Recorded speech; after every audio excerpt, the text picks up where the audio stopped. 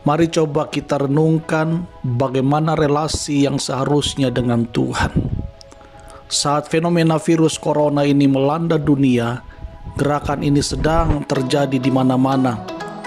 Tiba-tiba gedung gereja yang begitu megah dengan peralatan yang super canggih harus dikosongkan.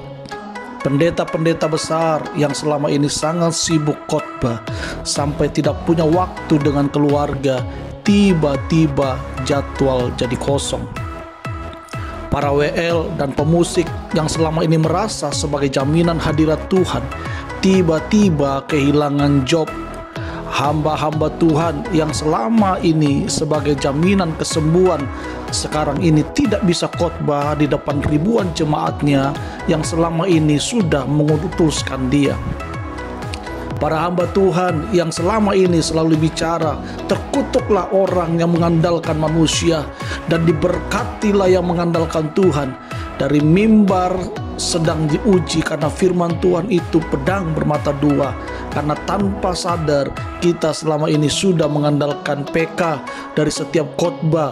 Tanpa sadar pelayanan menjadi tempat pencari nafkah. Tiba-tiba tidak ada yang butuh dikhotbahi.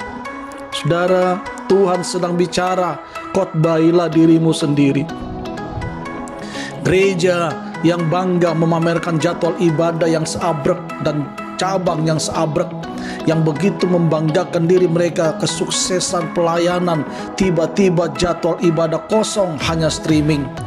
Gereja-gereja yang diberkati dengan finansial yang kuat, yang selama ini dengan angkuh mengambil jemaat gereja lain yang tidak diberkati dengan iming-iming jemputan atau sembako, tiba-tiba mengkeret. Semua diporak-porandakan, semua dihancurkan. Tuhan sedang bicara, akulah Tuhan, tidak ada yang lain. Tanpa sadar kita sudah mencuri haknya Tuhan. Kesembuhan yang dari Tuhan sudah bergeser kepada kultus manusia.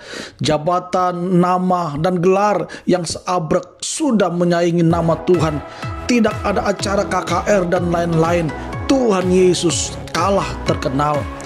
Tuhan sedang ingatkan bahwa semua karena Dia. Tuhan sedang bicara, akulah yang cemburu, aku adalah Allah yang cemburu, jangan ada ilah lain. Tuhan sedang ingatkan arti gereja yang sesungguhnya. Tiba-tiba di mana-mana ada ibadah keluarga, bahkan tiap hari ibadah, tidak ada pendeta besar, tidak ada WL dengan suara lulusan idol mungkin, tidak ada lighting dengan dibubui asap-asap, tidak ada pendeta yang khotbah lucu-lucu. Tapi luar biasanya masing-masing jemaat tidak ada yang ngantuk, semua nyanyian memuji Tuhan, nangis. Semua memuliakan Tuhan dengan meratap. Lagu pujian dinyanyikan dengan sungguh-sungguh. Hadirat Tuhan hadir. Padahal gak ada alat musik dan multimedia yang canggih. Orang dikuatkan, firman Tuhan begitu hidup, yang tidak pernah ke gereja pun tanpa diiming-iming sembako atau ikut ibadah. Semua mencari Tuhan, bukan cari pendeta. Semua minta kesembuhan pada Tuhan, bukan pada hamba Tuhan besar dan minyak urapan dari seseorang yang jadi jaminan kesembuhan. Semua masuk hadirat Tuhan, mesti tidak ada musik. Semua merasakan kekuatan dari firman Tuhan tanpa pendeta yang jago khotbah. Tuhan sedang bicara, aku cukup bagimu. Jangan andalkan siapapun juga.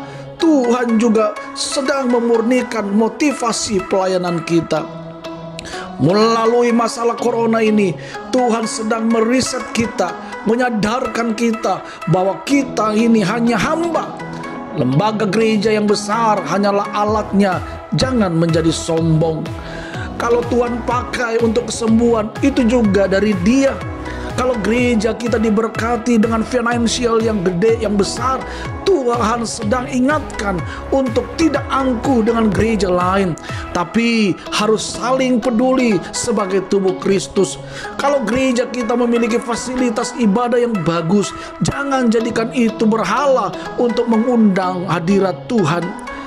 Kalau kita sebagai hamba Tuhan yang dipakai Tuhan untuk kesembuhan, mujizat dan lain-lain, kembalikanlah hormat itu hanya kepada Tuhan.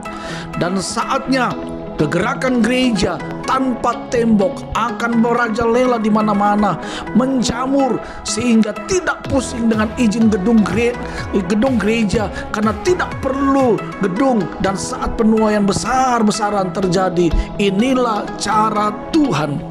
Mari sahabat jemaat Tuhan, hamba-hamba Tuhan, kawan-kawan sekerja Allah, kita masing-masing meriset diri kita. Kembalikan semua pada Tuhan. Jadilah hamba, bukan bos, karena bos kita hanyalah Yesus. Biarlah segala pujian, hormat, kemuliaan kita berikan hanya bagi Dia. Amin.